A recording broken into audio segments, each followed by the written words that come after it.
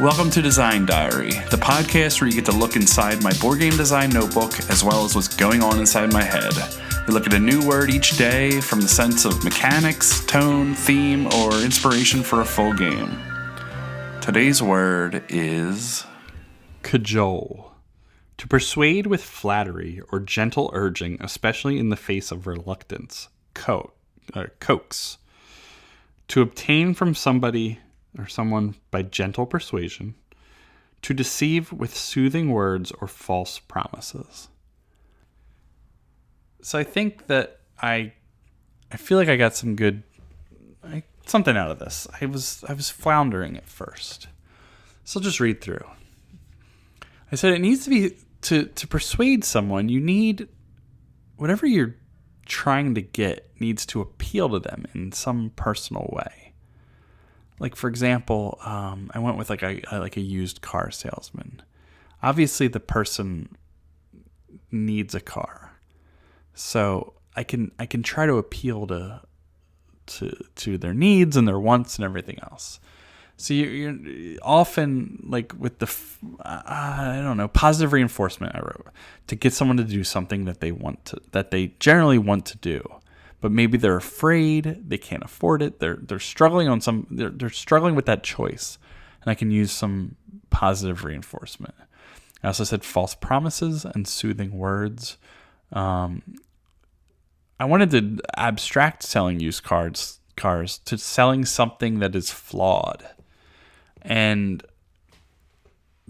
I said at a start, let's say there's a card per player. This is where it gets really specific and unnecessarily specific, but a card per player plus one.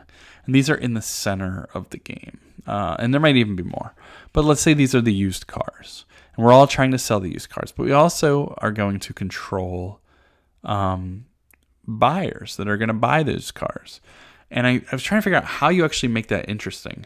And it's that the players are tossing cards, which is baggage, and the issues with cars, and it may be good things as well, but you're tossing them under the car carts, and you're kind of like hiding the baggage underneath the cars.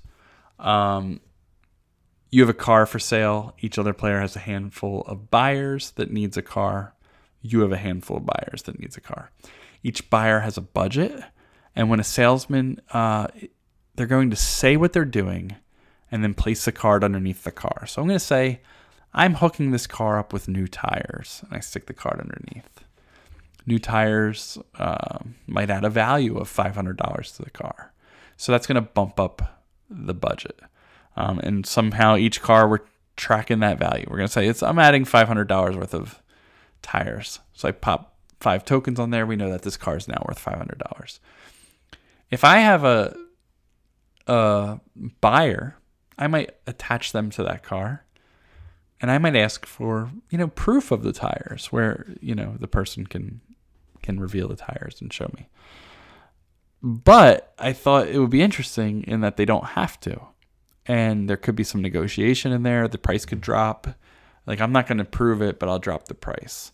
And I thought, what is the downside of proving it?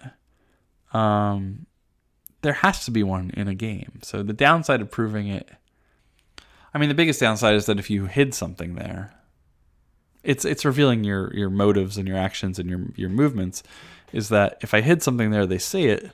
If I didn't hide something there, they can do some process of elimination and see where I, did hide things or things along those lines. But I want to give everything some reason. I don't want to just, you put a card under here, it's unknown, and then a person, buys that car and gets what they get. I want to add lots and lots of reasons.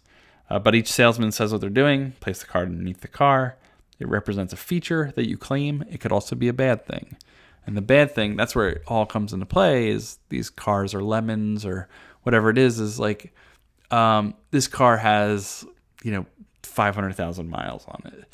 This car has, it's missing the radio and things like that. And that's the things I'm trying to hide when I'm selling the car.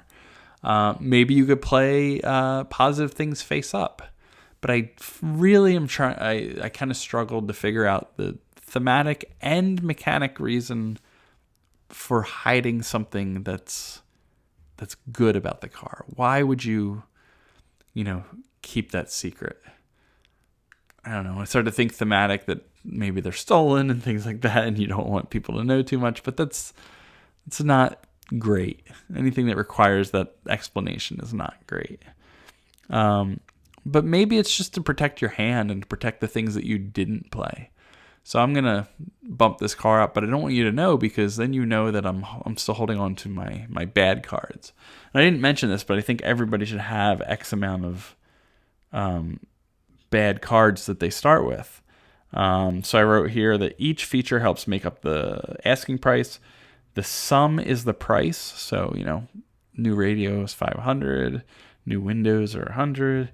So all that goes up to the asking price. And then the bargaining will go from that asking price. But I said every player starts with 3 baggage. And at the end of the game, you want to have none. So the baggage is what I'm tossing into the cars, and I'm hoping people buy them. You can buy your own cars with one of your characters. So you have, let's say, 3 characters each. I can boost a car up and say that it has this, this, and this, and then buy it with my own character. And that's about where my notes ended. I kind of hovered around this. We're selling, but we're also buying. We have multiple buyers. And then I'm hiding things in the car, whether they're good or bad. Still don't know why you'll hide a good thing, but we mentioned that you might buy your own car, so it's to keep a price down. So you can buy it, and one of your characters will buy it. But I don't know. It's a little weird. So that's all I have for Cajole, which is an interesting pronunciation that I thought it was Cajole or something along those lines when I read it. Cajole. But if you have anything for this word, let me know. Share it with me. And if not, we'll be back tomorrow with an all new word. All right, see you then.